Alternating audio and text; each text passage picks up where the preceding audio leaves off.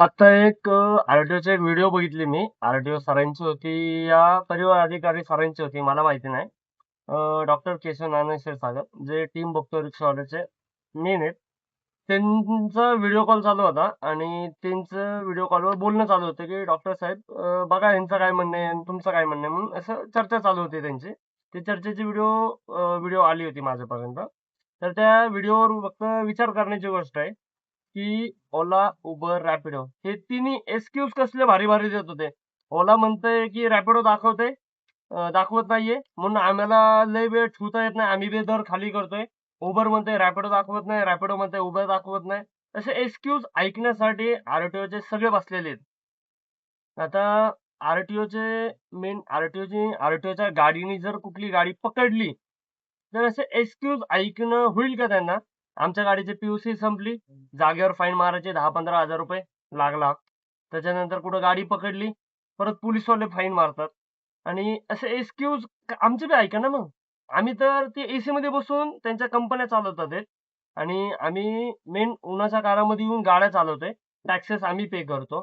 सगळे सगळे नियम आमच्यासाठी युनिफॉर्म पाहिजे, टॅक्स पाहिजे, इन्शुरन्स पाहिजे, पाहिजे. सगळ्यांचे हे पाहिजे. पी-यू-सीची बी फाईन आहे, इन्शुरन्सची बी फाईन आहे. पी कुणासाठी आहे? हे होऊ नये आणि ह्या गाडीतनं धूर निघतच नाही. तरी तुम्ही पी फाईन मारता आमच्यावर पकडल्याच्या नंतर.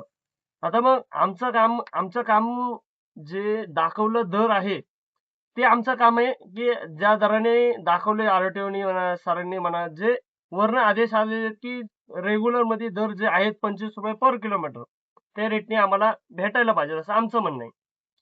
तर आम्हाला ते भेटलं का जात नाही? आम्ही आमच्या हक्कासाठी म्हणजे जे मिळतंय ऑलरेडी मिळायला पाहिजेल, मिळतंय बी नाही, मिळायला पाहिजेल, ते मिळवण्यासाठी आम्ही पुण्यातनं मुंबईला चालत चाललोय. आणि त्याच्यावर आरटीओ काय बोलू शकत नाहीये, परिवहन अधिकारी काय बोलत नाहीये. पुण्यातनं मुंबईला जातानी मेन महत्वाचं हातकड्या लावल्या जातात त्या ड्रायव्हरला. म्हणजे टॅक्सेस, रोड टॅक्स, इन्शुरन्स, सगळे जे काढतंय म्हणजे जे नियमात आहेत, त्यांचे असं धरून नरडं दाबतात ते नरडं. बघा आता विचार करा आणि ही व्हिडिओ आरटीओच्या सरांपर्यंत, आरटीओच्या मेन ह्याच्यापर्यंत, नाहीतर परिवहन अधिकाऱ्यापर्यंत जाऊ द्या. कारण की मेन महत्वाचं ड्रायव्हरचे जे हक्काचे रेट आहेत, ते ड्रायव्हर मिळवण्यासाठी मुंबईला एवढ्या उन्हाच्या काळात चालत चाललाय. आणि हे ज्या बलाढ्य कंपन्या, ह्या बलाढ्य कंपन्या आरटीओच्या बी नरड्यावर पाय देऊन वर जाऊन उभा राहिलेल्या आहेत. म्हणजे ह्या कंपन्यांची ताकद किती झालेली आहे बघा. आरटीओ रेट ठरवणार आहे, परिवहन अधिकारी रेट ठरवणार आहेत. रेट ओला, उबर, रॅपिडो कसं काय ठरवतंय? हा मुद्दा आहे.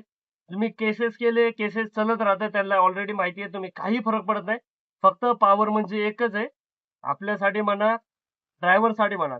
सोशल मीडिया जिंदाबाद. सोशल मीडियावर जर व्हिडिओ चालली, तर आपल्याला न्याय मिळू शकतो. हे लक्षात ठेवा आणि ह्या व्हिडिओला लाईक, शेअर, कमेंट्स हे करा सगळ्यांनी आणि आरोग्याच्या सरांना टॅग करा व्हिडिओ, असं माझं म्हणणं आहे. तर बघा तुमच्या परीने व्हिडिओ योग्य वाटत असेल तर करा. नसेल तर मग काय नाही मग बघू आमच्या नशिबासोबत काय होणार आहे. ते होईल. ड्रायव्हर म्हणा, ऑटोवाले म्हणा नाहीतर कॅबवाले म्हणा. दोन्ही एकमेवच आहेत. कारण आम्हाला रिक्षावाल्यांना बघायला गेलो